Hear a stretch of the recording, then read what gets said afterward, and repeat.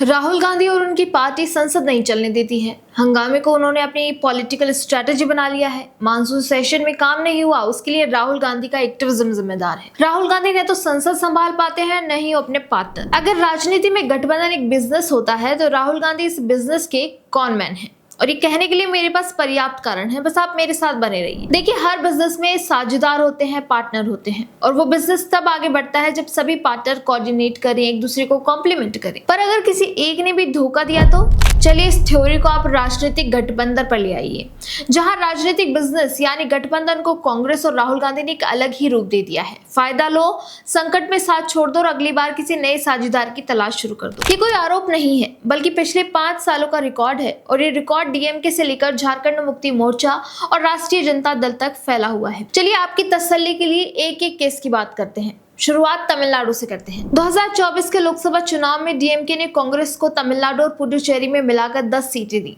कांग्रेस ने अपनी सारी सीटें जीती। डीएमके गठबंधन ने पूरे राज्य में क्लीन स्वीप किया, यानी कांग्रेस को 5 साल तक सत्ता में रहने का, केंद्र में विपक्ष की सबसे बड़ी पार्टी बनने का पूरा फायदा मिला, और वो फायदा डीएमके के कंधों पर सवार होकर मिला। लेकिन जब बात दिल्ली से मदद की, संकट में साथ खड़े होने की, तो डीएमके अध्यक्ष और तमिलनाडु के मुख्यमंत्री रहे एम.के. स्टालिन को परिसीमन जैसे मुद्दे पर अकेला मोर्चा संभालना पड़ा। कांग्रेस हाईकमान की तरफ से कोई ठोस आक्रामक समर्थन उन्हें मिला ही नहीं। यहाँ तक कि इसी साल मई 2026 में हुए विधानसभा चुनाव में कांग्रेस और डीएमके गठबंधन के साथ 28 सीटों पर मैदान में उतरी थी, लेकिन नतीजा कांग्रेस के लिए निराशाजनक रहा, क्योंकि 28 में से वो सिर्फ 5 सीटें ही जीत पाई। असली उलटफेर हुआ अभिनेता विजय की टीवीके के साथ, जो 108 सीटें जीतकर विधानसभा की सबसे बड़ी पार्टी बन गई। तमिलनाडु में नई सरकार बनी, इससे पहले राहुल गांधी नई पार्टी के गोद में जाकर बैठ गए।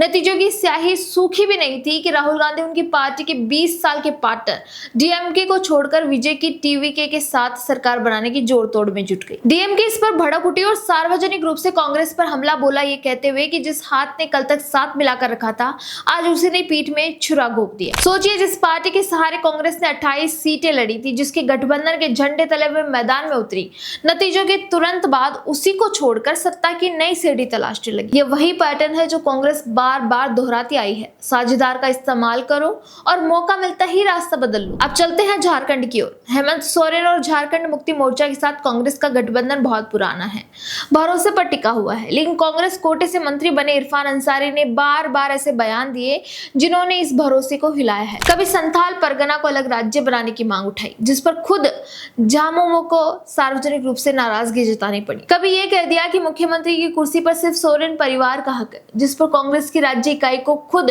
दूरी बनानी पड़ी, और ये कहना पड़ा कि ये अंसारी का निजी बयान है। यानी गठबंधन के भीतर से ही कांग्रेस के अपने मंत्री के बयान साझेदार को अनकंफर्टेबल करते रहे, और हाईकमान की तरफ से इस पर कोई सख्त स्पष्ट लगाम नहीं दिखाई दी। और बिहार, जहां ये पैटर्न सबसे साफ नजर आता है। अगस्त में राहुल गांधी ने तेजस्वी यादव के साथ मिलकर 16 दिन की वोट अधिकार यात्रा निकाली, 1600 किलोमीटर का सफर तय किया। एसआईआर यानी मतदाता सूची के विशेष गहन पुनरीक्षण को लेकर पूरे बिहार में माहौल बनाया। सितंबर में पटना के गांधी मैदान में यात्रा का भव्य समापन हुआ, लेकिन इसके बाद जो हुआ वह हैरान करने वाला है। असली चुनाव प्रचार जब शुरू हुआ, नामांकन जब भरे जाने लगे, तब राहुल गांधी बिहार से पूरी तरह गायब हो गए। लगभग 2 महीने तक न कोई रैली, न कोई प्रेस कॉन्फ्रेंस, न वर्चुअल सपोर्ट।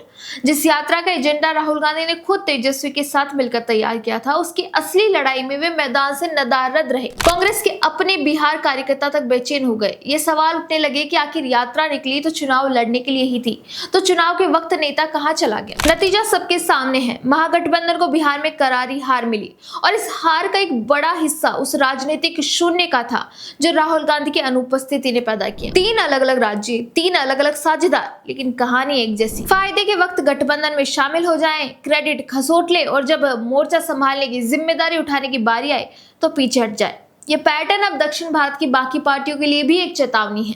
परिसीमन को लेकर जो हल्ला मचाया जा रहा है, उसे ध्यान से समझने की जरूरत है। केंद्र सरकार ने साफ प्रस्ताव रखा है, सभी राज्यों में 50% की समान वृद्धि, जिससे दक्षिण राज्यों की एक भी सीट कम नहीं होगी, बल्कि तमिलनाडु की सीटें 39 से बढ़कर लगभग 59 हो जाएंगी, केरल की 20 से 30 हो जाएंगी। यानी प्रतिशत में हिस्सेदारी लगभग वही रहेगी, लेकिन सीटों की संख्या में सीधा फायदा मिलेगा। इससे बेहतर प्रस्ताव किसी भी राज्य को मिलना मुश्किल है। ऐसे में डीएमके और बाकी दक्षिणी दलों को यह सोचना होगा कि क्या वे राहुल गांधी और कांग्रेस कांग्रेस की उस राजनीतिक लाइन पर चलें जिसका अपना ट्रैक रिकॉर्ड ही साझेदारों को इस्तेमाल करके और संकट में अकेला छोड़ देने का रहा है। इतिहास गवाह है, डीएमके, जेएमएम, आरजेडी तीनों ने बारी बारी से इसका स्वाद चखा है। आगे किसकी बारी होगी वो भी जल्द पता चल जाएगा, पर एक बात तय है कि राहुल गांधी के साथ व्यापार हर रीजनल पार्टी को अकेला छोड़ देगा, क्योंकि वो अपने गठबंधन साथियों का हाथ सबसे पहले छोड़ देते हैं। आपका इस बारे में क्या कहना है, हमें कमेंट करके जरूर बताइए।